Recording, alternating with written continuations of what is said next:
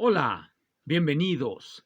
En esta oportunidad me gustaría hablar un poco de probabilidad y quiero comenzar con la pregunta que tomo del título de una obra que todos conocemos de Raymond Carver. ¿De qué hablamos cuando hablamos de probabilidad? ¿De qué hablamos cuando hablamos de amor? Es el nombre que le dio Carver a una colección de cuentos. Aquí, cuando hago esta pregunta, lo hago porque cuando hablamos de probabilidad, no estamos realmente muy seguros de qué estamos hablando. En ocasiones, cuando hacemos afirmaciones probabilísticas, estamos dentro de un contexto de plena incertidumbre y por incertidumbre debemos entender que nos falta información para poder hacer una inferencia, digámoslo así, certera, una inferencia, quisiéramos creer, deductiva. Esas son las situaciones de incertidumbre, las situaciones en donde nos faltan datos para poder sentirnos tranquilos en ocasiones. Estamos hablando entonces de un punto de partida psicológico, un estado psicológico, el estado psicológico de incertidumbre. Yo me siento mal porque no tengo toda la información, digamos, tengo a una persona en el hospital y no sé si pueda salir adelante o no, porque los médicos no me dan los suficientes elementos, quizá porque no los tienen, quizá porque ellos están siempre ante un paciente, ante la misma situación de incertidumbre, porque la evidencia que tienen para hacer un diagnóstico certero siempre es incierta. Los datos, la semiología médica no nos da todos los elementos necesarios para determinar que efectivamente tal persona está enferma de tal cosa. Ni la semiología médica y a veces ni siquiera los ensayos de laboratorio. Estamos entonces en una situación de incertidumbre y es cuando algunos hablamos de probabilidad en esos casos. Este tipo de modo de hablar de la probabilidad en medio de una situación de incertidumbre se da en llamar una probabilidad subjetiva dentro de la familia de las interpretaciones subjetivas, porque es una familia, dentro de la familia de las interpretaciones subjetivas, una que descolla fundamentalmente por ser quizá la más conocida en su momento. Hoy, bueno, como sale una teoría distinta de la probabilidad cada 15 días en alguna revista de filosofía de la ciencia o de estadística matemática, pues uno ya no sabe. Pero en su momento la teoría de Keynes, la contenida en este libro que tengo aquí, un tratado de la probabilidad, la teoría que sale aquí es lo que se da en llamar, o Popper la llamó, la teoría subjetivista lógica de la probabilidad, inspirada en gran medida en la idea de Wittgenstein y Keynes, que dada una evidencia, la relación que hay entre las proposiciones de la evidencia y las conclusiones a las que queremos llegar viene dada siempre o mediada siempre por una incertidumbre que nos permite asignarle un grado de probabilidad. O vamos a decirlo de otra manera, tenemos una cierta cantidad de evidencia. Los signos que nos presenta un paciente, nosotros quisiéramos establecer una relación lógica entre esos signos, esa evidencia, y una conclusión, en este caso, diagnosticar de manera precisa qué enfermedad es esa que está ahí. Pero no podemos hacerlo. No podemos establecer una relación deductiva entre la evidencia que tenemos y la conclusión. Por lo tanto, como no podemos establecer una relación deductiva, nos dicen Keynes y Wittgenstein, sí podemos establecer un grado de cercanía entre los dos conjuntos proposicionales. Podemos decir que esta evidencia está muy próxima a esta conclusión, a darnos los elementos suficientes para tener una conclusión. Lo mismo cuando un juez está frente a un supuesto criminal, lo único que tiene es evidencia en forma de documentos, proposiciones, y de ahí debe de establecer una relación lógica con la conclusión. ¿Es culpable o no es culpable? Entonces nosotros podemos decir que la mayoría de las personas que están en la cárcel lo están porque la evidencia inconcluyente, porque siempre es inconcluyente, a menos que pues de verdad podamos establecer una relación deductiva, pues nos dice que los que están en la prisión lo están porque es más probable que sean criminales a que sean inocentes. Esa es la versión lógica de la doctrina subjetivista de las probabilidades. Entonces, en ese caso, ¿de qué hablamos cuando hablamos de probabilidad? Bueno, pues hablamos de un estado subjetivo de incertidumbre que tratamos de mitigar a través de la asignación de un peso estadístico, de un peso probabilístico, a una cierta evidencia. También se les llama probabilidades inductivas. Probabilidades inductivas es otro nombre para este tipo de probabilidades subjetivas. De hecho, como todos ustedes saben, Carnap trató de basar su teoría de la inducción en alguna suerte de cálculo probabilístico. Todos sabemos que en gran medida fracasó en ese intento, en ese empeño. Esa es la primera familia de probabilidad y nos permite responder a la pregunta, ¿de qué hablamos cuando hablamos de probabilidad? Bueno, hablamos de un grado de certeza que tenemos respecto a una evidencia y una conclusión. Hablamos de nuestros estados psicológicos de incertidumbre y de cómo podemos mitigarla a través de una cierta evidencia. Obviamente, si añadimos más evidencia, nos acercaremos más a la conclusión que queremos o nos alejaremos. Pero en todo caso podremos establecer de manera más certera una conclusión. Pero ¿de qué hablamos cuando hablamos de probabilidad en el otro sentido, en el que se da en llamar el sentido objetivo? Bueno, el principal exponente, al menos el que parece ser el principal exponente del punto de vista objetivista en teoría de las probabilidades en su momento, lo fue Richard von Mises. Todo el mundo conoce a Richard von Mises y creo yo que muchos conocen todavía más al hermano de von Mises, Ludwig von Mises, reputado como uno de los fundadores del neoliberalismo hoy día tan en boga hablar del neoliberalismo.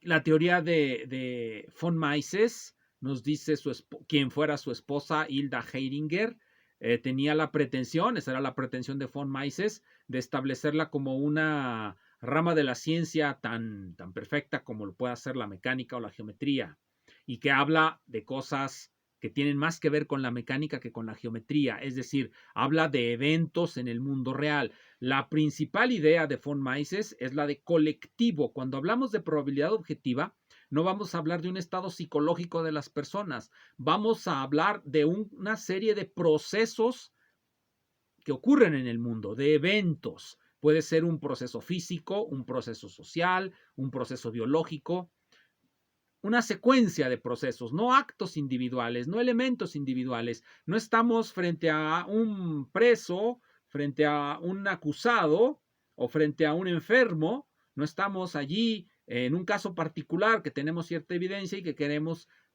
establecer una conclusión. No estamos en ese caso. En el caso objetivo estamos ante una gran masa de eventos, lo que llama von Mises un colectivo. Puede ser un colectivo extendido en el espacio, porque los eventos van a ser tales que ocurran uno cada intervalo de tiempo, formando una secuencia temporal, y generalmente a estos se les puede llamar procesos estocásticos. Generalmente se les denomina procesos estocásticos porque ocurren en el tiempo.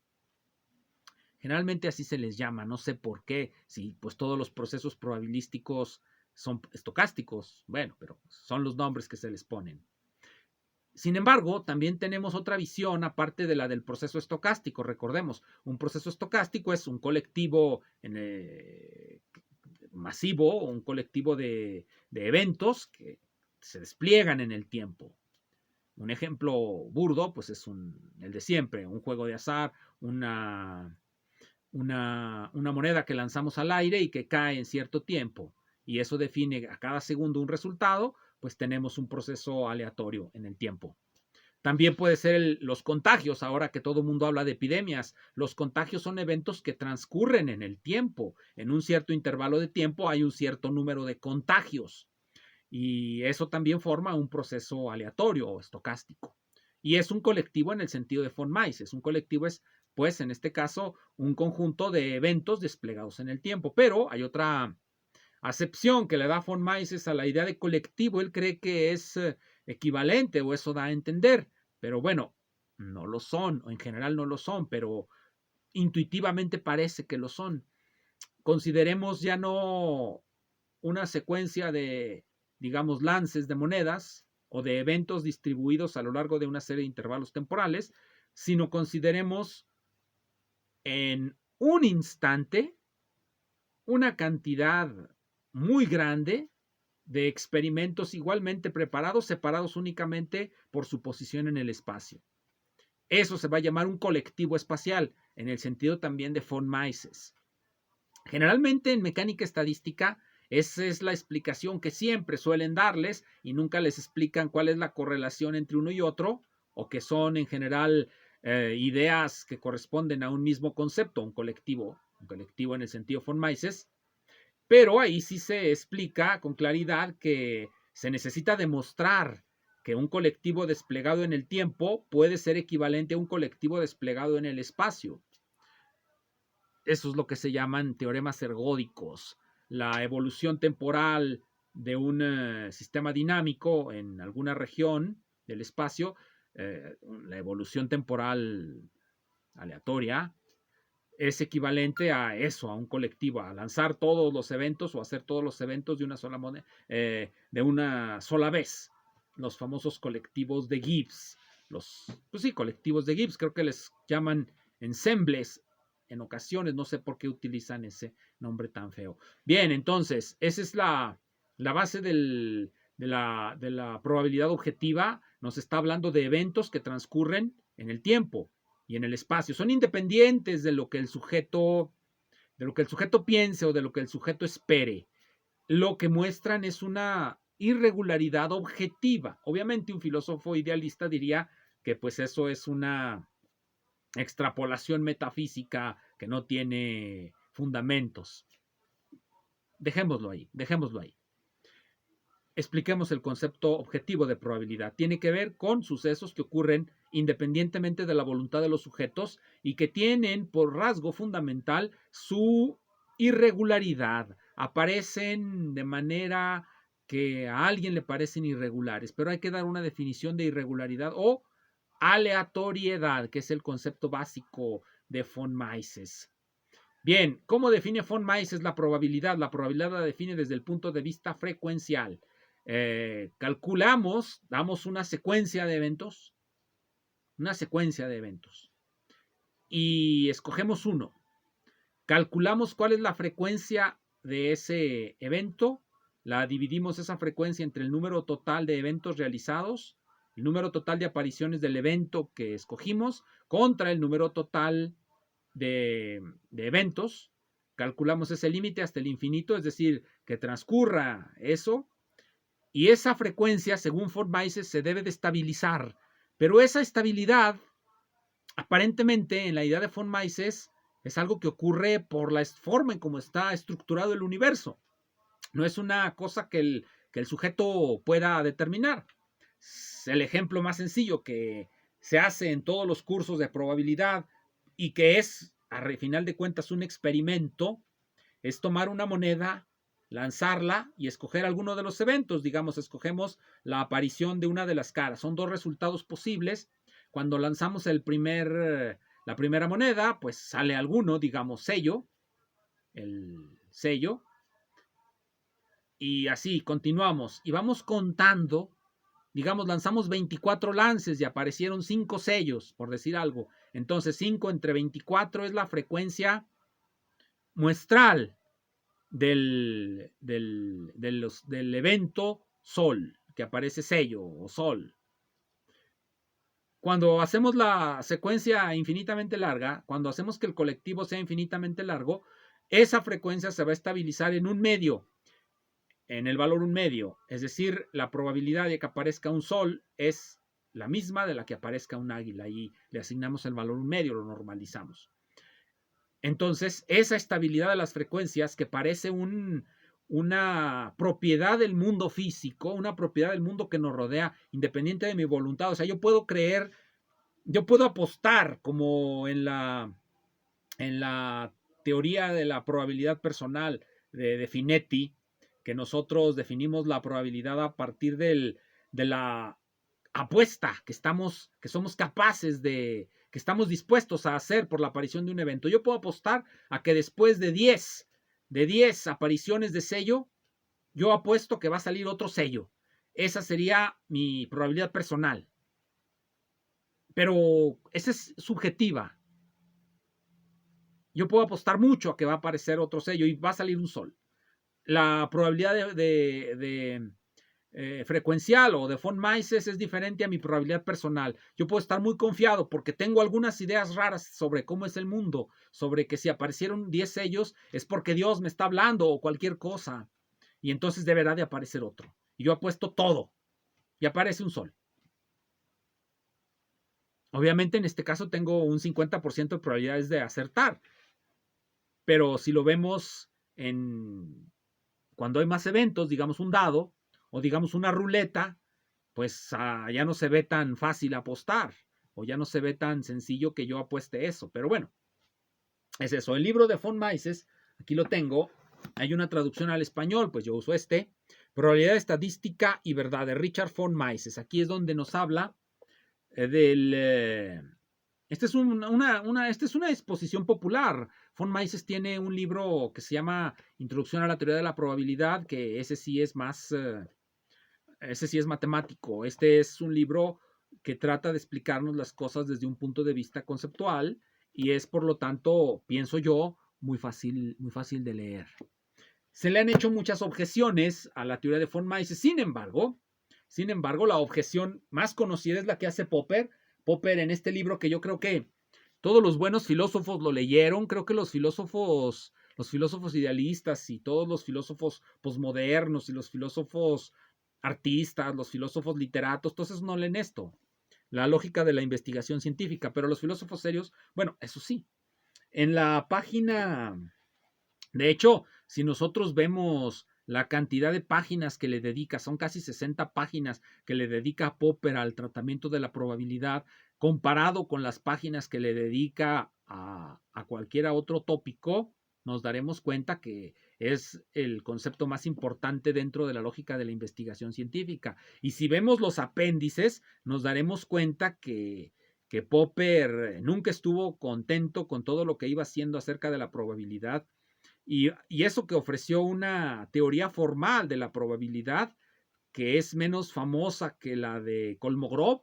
La teoría de la probabilidad que más se acepta es la de Kolmogorov, pero hay un problema. Lo que hemos estado diciendo sobre probabilidad objetiva y subjetiva es indiferente con relación a la definición implícita que viene en la teoría matemática de Kolmogorov.